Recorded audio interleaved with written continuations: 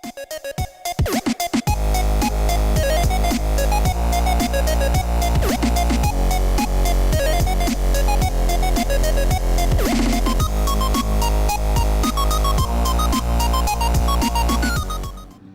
photographers, it's Ben from TAFE. Hope you're well. This is just a quick little video this week. I want to talk to you about this cool program that's doing the rounds, which might eventually give Photoshop a real kick in the teeth. It's pretty cool. It's still in beta version now, and at the moment you can only download it if you're on a Mac. That'll probably change in the future. And it's called Affinity Photo. How it differs to Photoshop is they're marketing it as a cooler, faster, sleeker version of a serious professional image editing program. It does feel a bit like that. It's very similar to Photoshop, but a bit different. I've had a bit of a couple of plays with it already, and I found it full of potential, I guess is the way to describe it. Because I know Photoshop really well, I'm finding things are similar but not quite, so that's confusing. Whereas I think if I was just coming in clean without much of an editing experience, I would find this pretty easy, and I'd probably be able to learn this faster than I could learn Photoshop. Things that'll be nice about it is when it comes out, you'll just buy it once and you'll own it forever. Whereas if you want the latest version of Photoshop, you've got to subscribe, and depends how you feel about that. So let's stop talking and start playing. Oh, I got a text message right then from my wife. She's asking me if I'm winning at work today. Yes, just doing a video for the Diploma game. Smiley face. There we go. So you've got a welcome screen, that's cool. I usually just close it. The nice thing about it is it saves the last photo you've been working on. So I'm going to get rid of that. I'm looking for a close button up here, an X or something. It's not there. I'm thinking pressing F on the keyboard to cycle through the views. Nothing's happening. That's new too, compared to Photoshop. So close. Alright, if I double click on the background to open, nothing happens. Whereas in Photoshop you get the open dialog. But Control O, or not Control O, Apple O, Command O brings it open, or just going up to the menu. Let's fire up this photo here. Cool, and it is a photo of the Ben Has a Cat, which is nice. Now, what Photoshop doesn't seem to do very well on a Mac is go full screen into that sort of separate space, so I'm going to give that a go here. Oh, that's nice. That's cool. Very cool. Alright, so the things that are looking similar to me, this stuff down the side doesn't look too scary. This stuff over here sort of reminds me of what Photoshop looks like on the default kind of thing. Yeah, none of this is too terrifying. It's cool. Brushes is up there. Adjustments, layers, history.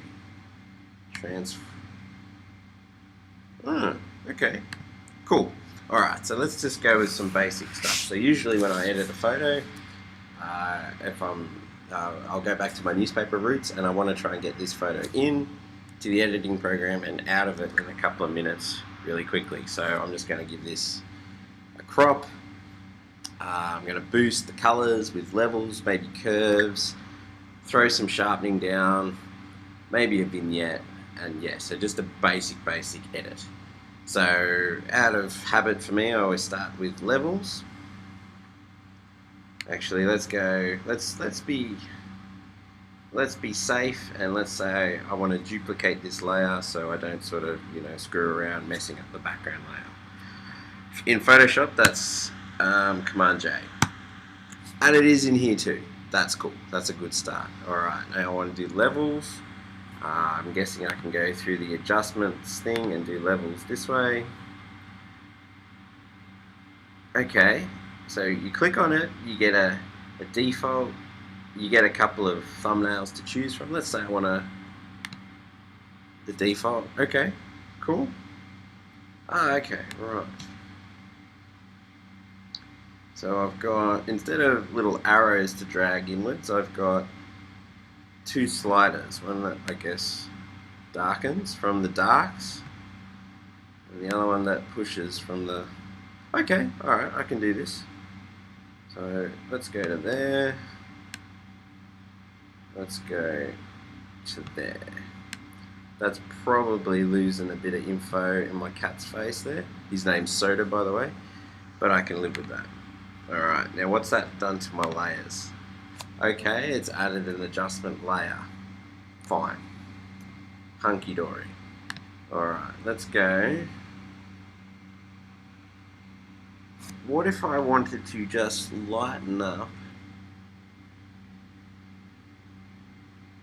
my cat's face? I'd make a selection of it and then do a selective sort of levels in there. Now, how can we do that? Selection brush. What's that do? Whoa! That's cool. Alright, okay, well that's sort of gripped in where I wanted to go. What if I wanted to subtract a bit out of that? Let's... Oh, this is fun. And let's just add that little bit back in there. Alright. I've done that. Usually, now I'm guessing that'll be a hard edge. Oh, zooming in, Control plus or minus. Command plus or minus is going well. Spacebar is giving me my move control, which is all very Photoshoppy. I like this. I'm guessing that's going to be a hard edge selection because that will be the default in Photoshop. Refine. Okay. Yeah, so that looks fairly hard in there. And generally what I like to do is feather that selection so it softens the transition from the levels area. So if I was to go somewhere around 20, apply that, Control L,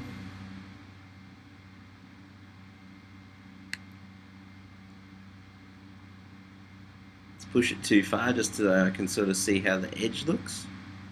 That's a very tight edge for a feather of 20, if I'm honest. Let me push that further. There you go. I'm confused. Got my selection there. No, okay, done. I'm getting lost. Alright, refine. Feather. 20 didn't do a whole full lot. Let's push it out to about 40. Apply that. Now let's see what happens. Yeah, that's nicer. Alright, cool. So from that little, very anecdotal trial and one-off first ever real play with it, it seems to me that the levels are a bit more... you got to push the feathering further than you would in Photoshop. Alright. So how do I deselect that? If I want to get to another tool, I would like to do... Oh, freehand, what's that?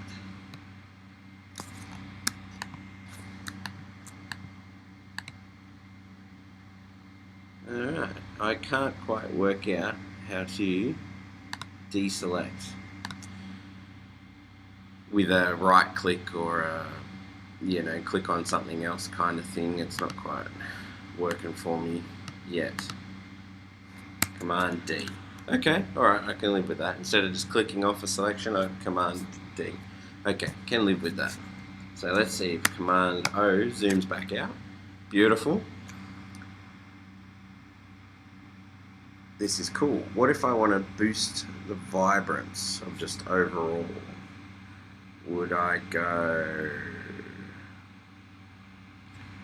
by the menu to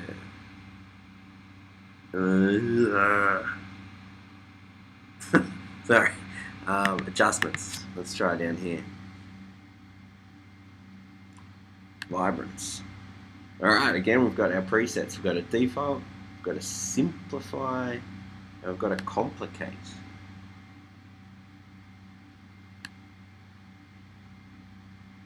Okay. That looks pretty cool. Alright, how do I check before and after? Actually, I've heard this now in with history. Okay, so I'm down there on the history menu. This should be my first step and set adjustment. Okay, cool. Oh, and this is cool too. So, oh, that's awesome. So you've got like a scroll through time kind of thing going on. That is cool. Photoshop should get that, or better yet, I should get this. Awesome. Okay, cool. I'm going to give this a crop, then a vignette, and then you're probably sick of me looking at me, you know, floundering through a program. So, crop. Is there a button? There is a button. Excellent, just like in Photoshop. Alright. Overlay grids, constrain, rotate, delete cropped pixels. One of the things I've heard is that this is a much more sort of like a lossless editing thing. So whereas in Photoshop, you know, once you crop, you lose your history, things like that. And if you crop in Photoshop, especially older versions, and there's not this option around, you're literally throwing us away as you go. So let's say I've cropped in there. I don't know what looks good. Let's say that. Cool. Alright. Yeah. Alright, let's give this a vignette and get out of here. How do I do that? Vignette. So, normally I would go up to the... In Photoshop, we'd be looking at lens correction, filter, and then you'd add some darkness. Blur, sharpen, distort, lens distortion.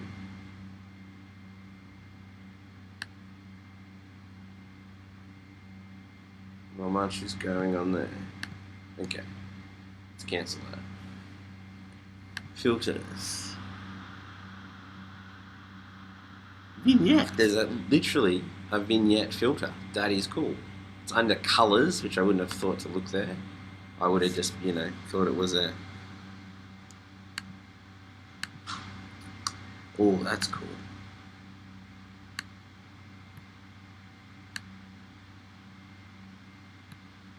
Hello, Lisa. I wonder if you're watching now. Thanks for commenting. Now, I'm not seeing anything happen, and I'm wondering if that is because the vignette is only applying to the adjustment layer. So let's grab all these and work out how to flatten them. It should be a right click doesn't work. I'm getting that in this program, right clicking, or at least in the beta, isn't happening. Hopefully something like that does come in. Alright, so let's merge down. Did that happen? Did that happen? Or did it just do the bottom two? Alright, okay. Layer. Merge visible.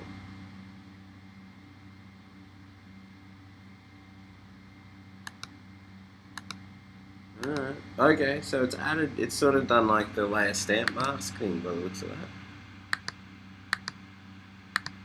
Okay, let's see if we can get... So what it's done is, instead of flattening everything like in Photoshop and compressing it all, it looks like, and I could be wrong, good chance of it because this is like the third time I've played with this, it's made all those changes and applied them to an image and then sat a fresh image on top of everything, sort of like the layer stamp mask feature in Photoshop. That's what I think is going on. So now if we go back to colors, back to vignette, hey, okay. So we have a horrible white vignette at the moment. Oh, okay. So that is, what is this? Okay, so scale is coming from the edges in. Actually, let's go a really small scale, really hard edge. Okay, so hardness is the softness of that transition. Exposure is how dark we go.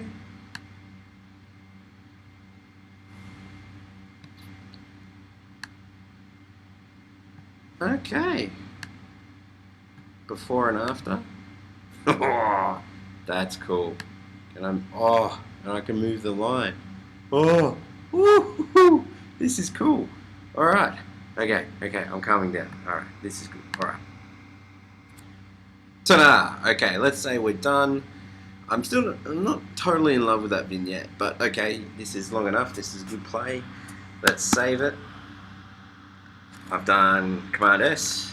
This document contains non-pixel elements. Would you like to save the document flattened to pixels or save as a new document? Let's save it as flattened because I'm cool with that.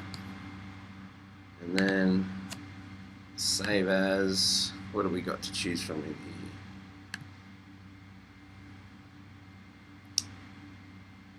Desktop. Let's call it soda edited. Save.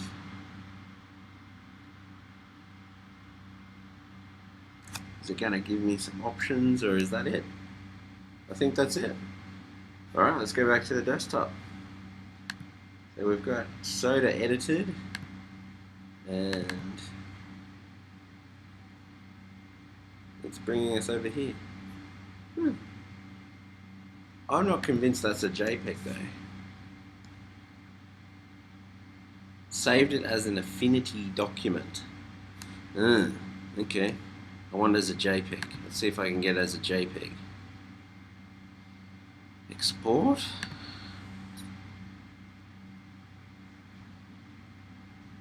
JPEG. Okay, this is new.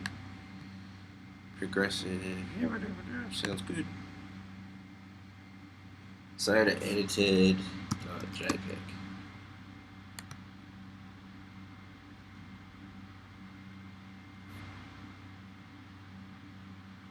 Soda edited.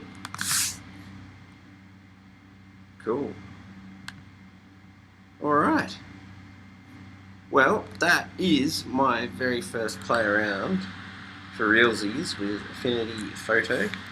I know it's pretty raw and rough, and I've brought you along for the ride, so it's either been terribly boring watching me flounder around in the dark, or maybe it's been kind of interesting for you.